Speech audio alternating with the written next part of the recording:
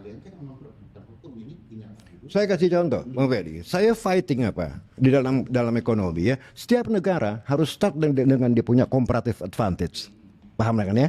Ya, apa yang dia bisa ekspor ke negara lain? Ya kan?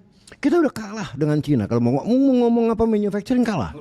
Nah, saya nggak akan. Saya bilang yang menjadi comparative advantage dan bisa menghasilkan uang dan kita menjadi negara kaya adalah mother nature kita.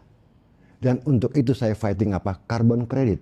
Ya kan? Kita bangun ekosistem, menghijaukan ekonomi kita. Ya kan? Kita jual carbon credit kita. Ya kan ya? Dan saya bilang pada waktu itu saya bisa store ke negara 2.000 triliun tiap tahun. Dengan kapasitas kita. Pilihan negara kan ngambil nikel daripada Itu satu poin. Itu betul, satu poin. Tapi kalau kita stay di dalam kasus ini, apa yang menjadi sorotan asing? My friend, it is not about registry. Ingat ya, kalau ini kan harus diregisterkan, entah pakai Vera, entah pakai badan yang lain. Gampang kalau ngebangun aja dan ada registernya, itu kan harus diregister kan. Tapi the problem is trust. Jangan-jangan nih hari lu bangun nih ekosistem nih ya, 5 tahun lagi muncul nih siapa gua nggak tahu, diroboh lagi. Siapa yang percaya bos? Makanya gua bilang entry point itu kepastian hukum bos. Kalau aku tuh waktu di kuliah, aku ingat mau ujian HKN tuh dah. Papa kan HTN kan. Ya udah ngobrol soal itu, mau ujian hukum keuangan negara.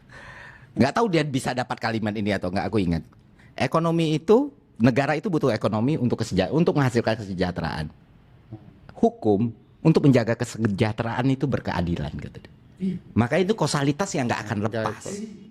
Karena waktu itu orang HTN belajar hukum administrasi negara juga. Sekarang jarang.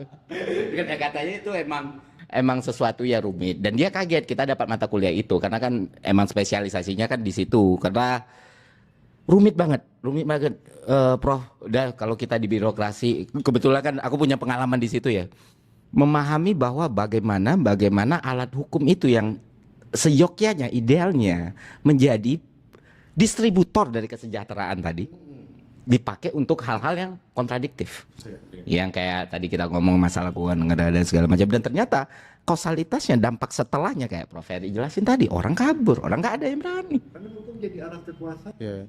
Hukum administrasi atau hukum birokrasi itu memang rumit, tapi harus ada kepastiannya. Nah di Indonesia tinggal cuma satu aja, kerumitannya, kepastiannya nggak ada.